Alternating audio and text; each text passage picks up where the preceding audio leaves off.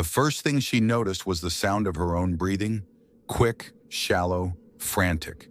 Her eyes darted around the room. The walls were white, the furniture minimal, and everything felt cold. She didn't recognize the bed she was lying in or the room itself. A sharp pang of unease clawed at her chest. She swung her legs over the edge of the bed and realized she was barefoot. The floor was icy beneath her toes. A small window let in pale light, but outside there was nothing but an empty gray sky. No trees, no buildings, no horizon, just gray. Panic bubbled up. Where was she? How did she get here? She stood up, wobbling slightly, and tried the door. It wasn't locked. Her hand trembled as she pushed it open, revealing a hallway. The air was stale, and a faint metallic scent lingered. The walls stretched endlessly in both directions, covered in the same dull white paint. Doors lined the hall, all closed, all identical. "Hello?" she called out, her voice echoing faintly. Silence answered her. She chose a direction and started walking. Each step felt heavier than the last, like the air itself was pushing against her. She opened the first door she came to. Inside was a living room with a single couch and an old television. It was eerily still, like no one had sat there in years. Dust coated every surface, yet the room didn't feel abandoned. It felt watched. She shut the door quickly and moved on. The next door opened to a kitchen. The sink was filled with clean water, but there were no dishes, no food, no sign of anyone ever using it. Her stomach churned with hunger she hadn't noticed until now. She checked the cabinets. Empty. The refrigerator was humming quietly, but inside was nothing but a single glass bottle of water. She grabbed it and twisted the cap off, drinking in large gulps until it was empty. She kept walking. Every room she opened was stranger than the last. One had nothing but a single chair facing a wall. Another was filled with old books, but all the pages were blank. In one room she found a mirror, but when she looked into it, her reflection was delayed. She raised her hand. The reflection followed a second too late. Her heart pounded faster with each passing minute.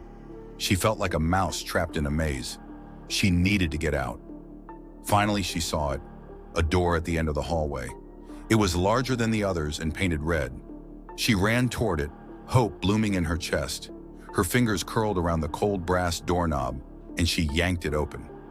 Blinding light flooded her vision, and for a moment, she thought she was free.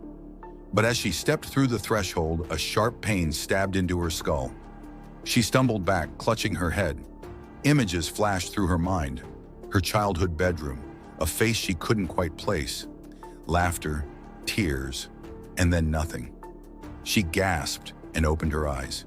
She was back in the bed where she had woken up.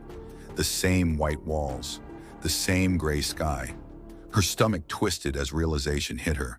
She tried to stand, but her legs felt weaker this time. The memory of walking through the hallways felt fuzzy, like a dream. She clutched her head, trying to hold on to the image of the red door, but it was already fading. She forced herself to get up and try again. This time, the hallway felt different. The doors were still there, but the layout had changed. Her heart sank. How was that possible? She opened a door and found a bathroom. She stared at her reflection in the mirror above the sink. Her face looked pale and unfamiliar. Her eyes were bloodshot, her hair disheveled. Who was she? The question hit her like a punch to the gut. She couldn't remember her own name. She clutched the edge of the sink, panic surging through her.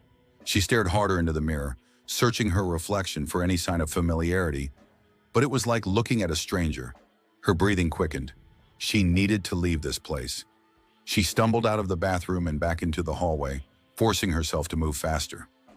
Every door she passed felt like it was watching her, daring her to open it, but she ignored them. She found another staircase leading downward. It was dark, the steps creaking under her weight. At the bottom, she found a massive empty room. The walls were lined with strange symbols carved into the concrete. In the center of the room was a table with a piece of paper lying on top of it. She hesitated, then approached the table. The paper had only one line written on it. "The more you run, the more you lose." Her hands trembled as she read the words. The meaning was clear, but she didn't want to believe it. She crumpled the paper and threw it across the room. "No!" she whispered. "I'll find a way out." The moment she turned back toward the staircase, the room began to shift. The walls seemed to stretch and twist, the symbols glowing faintly. The doorway she had come through disappeared, replaced by another hallway. Tears welled up in her eyes. She was losing her grip on reality. She forced herself to keep moving, but each step felt harder than the last.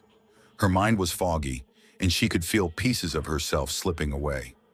Memories that once felt solid were now just wisps of smoke. She tried to focus. Her name. What was her name? She racked her brain, but it was like trying to grasp water with her fingers. The hallway led her to another red door. This one was larger than the last, almost towering over her.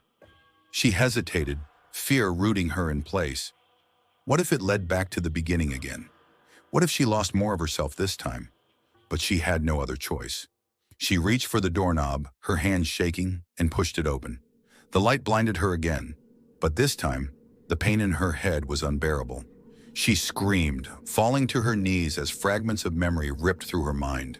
A car accident, a hospital room, a man holding her hand, tears streaming down his face. When the light faded, she was back in the white room. The bed, the walls, the gray sky. But this time she didn't get up. She couldn't remember why she should. The hallway outside was waiting, the doors silent, the red door still there. It always would be.